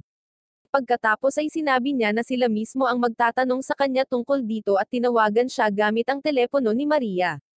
Sinagot niya ito at sinubukang magsalita ng natural, ngunit sinabihan siya ni Jurei na hindi siya ang totoong Maria at tinanong siya kung gusto niyang makipagkita ng personal. Pumayag siya at tinawag siya sa literature club. Pagkatapos na matapos ang tawag, nalaman namin na si Shizuo ang nasa likod ng lahat ng ito, at ginamit niya si Naomi para sakupin ang katawan ni Maria at para nakawin ang kapangyarihan nila, kapalit ng pagbibigay sa kanya ng nakakaaliw na mga kaganapan, hahayaan niya itong sumali sa kanila, ang Fallen Black, kahit na miyembro pa siya ng grupong Exte. Tinanong niya siya kung anong uri ng mga tao sila na may sobrang lakas na kakayahan, ngunit wala silang alam tungkol sa Fairy War, at sinabi ni Shizuo na iyon ay ginagawang mas kawili-wili sila. Bumalik sa karaoke room, lahat ay nagtanong kay Jurei tungkol sa kanyang plano. Sinabi niya na mayroong isang paraan upang talunin si Maria at paalisin ang sinumang sumanib sa kanya, ngunit para magawa iyon, kailangan niyang gamitin ang kanyang bagong kakayahan at humingi ng kanilang pahintulot. Tutol si Tumoyo, at walang gustong maulit ang nangyari dati, pero sabi ni Jurei na yun lang ang opsyon nila, at sa huli ay pumayag silang lahat. Pagkatapos, pumunta silang lahat sa literature club at sinabihan ni Jurei ang iba na magtago sa paaralan at huwag lumabas, gaano man siya pahirapan ni Maria. Pagkatapos ay lumakad siya sa loob ng silid na konektado sa ibang espasyo na nilikha ng World Create. Hinihintay siya ni Maria sa loob at tinanong siya kung nasaan ang kanyang mga kaibigan, ngunit sinubukan ni Jurei na ibaling ang usapan sa kanyang pabor sa pamamagitan ng paggamit ng pinakamalakas na jutsu sa kasaysayan ng anime, ang Talk no Jutsu. Ngunit si Maria ay walang oras para sa kanyang mga sinasabi, at ginamit niya ang World Create upang bumuo ng dalawang napakalaking boxing gloves at sinuntok siya sa pagitan ng mga ito. Pagkatapos noon, sinabi ni Maria sa kanya na ito ay digmaan, at pahihirapan niya siya hanggang sa dumating ang kanyang mga kaibigan at sinimulan siyang salakayin gamit ang ilang mga water sphere. Sinabi ni Jurei na ang katotohanang hindi pa niya ito pinapatay ay nangangahulugan na ang pagpatay sa kanya ay hindi makikinabang sa kanya, na nangangahulugan na kailangan niya ang kanyang mga kaibigan niya na lumabas para nakawin niya ang kanilang mga kapangyarihan. Pagkatapos ay sinabi ni Jure sa kanya na hindi sila darating, dahil sinabi na niya sa kanila na manatili sa pagtatago, kahit napatayin siya nito. Sinabi ni Maria na tignan na lang natin, at binaril siya ng isang palaso. Matapos masugatan, hinugot ni Jure ang arrow na parang walang nangyari bago ito itinapon, at sinabi sa kanya na oras na para ipakita niya sa kanya ang kanyang bagong kakayahan. Sa sinabi nito, nagsimula siyang mag-chant ng ilang salita at i-activate ang Dark Magic Evolve form, at bumuo ng mainit na bola ng apoy sa paligid ng kanyang kamay. Sa pagkakataong ito ay talagang mainit na, at sinusubukan niyang hampasin siya nito.